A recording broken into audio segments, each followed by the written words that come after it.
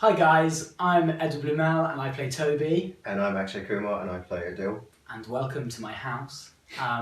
Please ask us some questions, go wild. Yes, I do worry about what to do with my hands while I'm acting almost all the time. And my legs, just limbs in general are quite hard to deal with when acting, when you're trying to be normal and you forget how to do normal things like sit down or pick up a cup. Walk and talk, it's difficult. Exactly. Yeah. So if I do find myself doing things like fiddling with the signet ring. Toby often fiddles with the signet ring. That's, because he's a nervous guy, not because I don't know what to do with my hands. So yeah, it is a struggle. So we kind of decided that he was born on the crossing from India to England, so he's kind of nationless, and he kind of goes behind his parents' backs, pretends he's going to night school, but he's actually going to work in really grotty pubs, and then works his way up from pubs to bars, and then starts at the back of the bar at the Halcyon, and then after the head barman leaves, he ends up as the head barman. So that's kind of how he got there, despite kind of all the social injustices he might have faced. He still kind of made it there. My favourite scene to film with Akshay was kissing him. It's just really nice. He's a good kisser. He's a good-looking boy. The face of an angel. Who wouldn't want to kiss him? Thanks, man. Mine was actually probably the same scene, but it was kind of just the last line of that scene where Adil kind of works up the courage to call him Toby as opposed to Mr. Hamilton. For me, it kind of just transcended that, the upstairs downstairs thing, and they kind of see each other as equals and potential lovers. My favourite thing about playing Toby is that I think he's a slow burner of a character and he's a bit of a mystery, and at the beginning you don't know what he's about, whether he's a nice guy or a horrible guy or whether he's just bitter, and then you slowly find out what he's dealing with in his own life.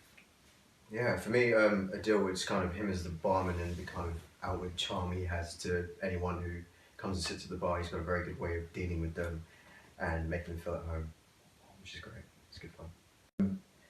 It's just that primal instinct, isn't it? When you're just kind of in such close proximity to someone and you have this kind of deep urge for them, I guess is the word.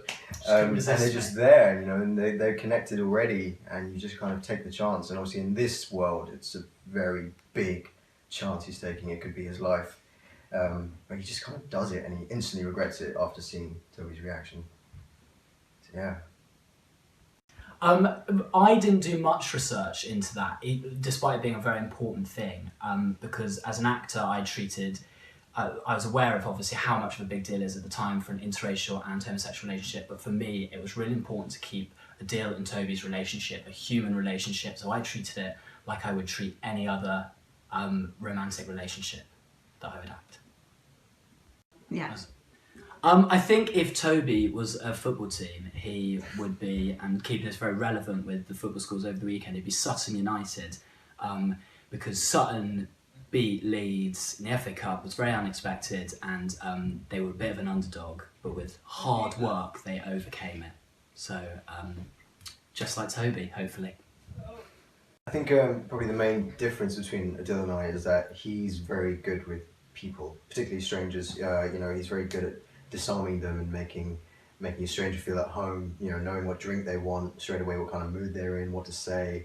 And I wish I kind of had that insight into kind of the human psyche on on a first meeting basis. So I'm very grateful to be able to play someone who's so good at that.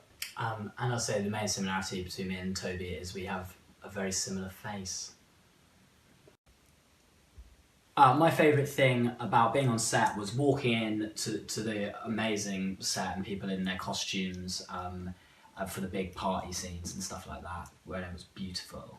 Yeah, my favourite people to work with were, of course, my darling, and Matt Ryan as well is a right laugh to work with because he's just so fun. There's a lot of fun with the scenes, and so you kind of it's a really infectious thing, and it works great. Yeah. I think up until very recently, even Toby didn't really know about his secret, but Freddie definitely doesn't know. But I think if he finds out, we'll have to wait and see how he would react. But he really loves his brother, so who knows? Oh, Henry, what a question.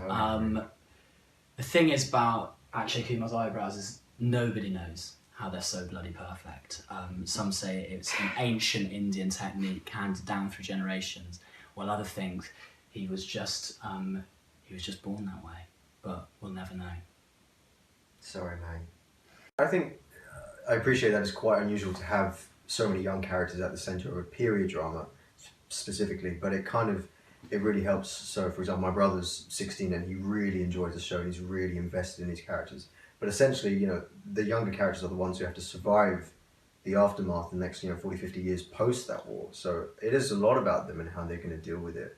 So yeah, I think it's really important to finally get an insight into the kind of live today, die tomorrow.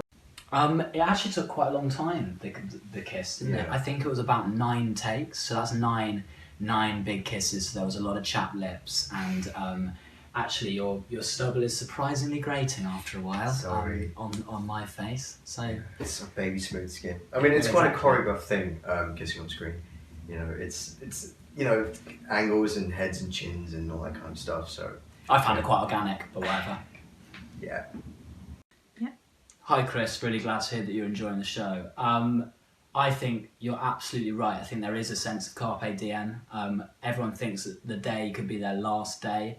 So why not kiss someone in the wine cellar? Yeah. Hey, why not tell someone you love them, live a little, because you might be dead tomorrow. So I think you're definitely onto something there.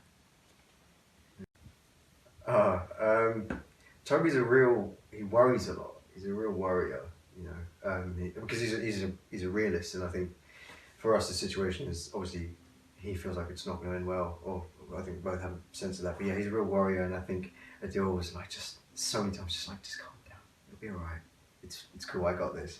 Toby's like, no, the world's going to end and all that kind of stuff. But yeah, other than that, he's perfect. Stop it. Yeah. I think absolutely not. Even though at the beginning when you meet Toby, he seems quite bitter and unhappy with his lot in life. That isn't to do with the title. I think that's to do with his relationship with his parents. And actually, the type of person that Toby is, I think his living nightmare would be in the public eye and having to deal with the stuff that Lord Hamilton has to deal with day to day. So I think he's actually secretly quite delighted he's dodged that bullet. Well, obviously Toby has a very close relationship with his brother, but also on the flip side to that, he's very close with Emma because he grew up with Emma.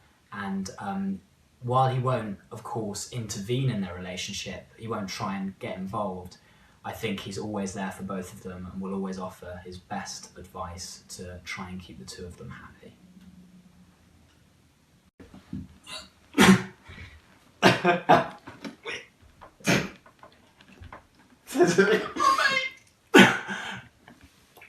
Oh, it's going! There we go.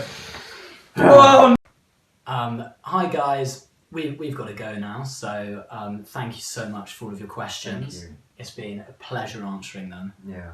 And Keep watching. yeah, keep watching Yeah. if you want to see where it goes. where this Where it goes. goes. And hopefully it will go somewhere nice. Yeah, it's been lovely. Thank you so much for your insightful questions, keeping us on our toes, answering questions we didn't know we'd have to have an answer for. So yeah, thank you. Thank you.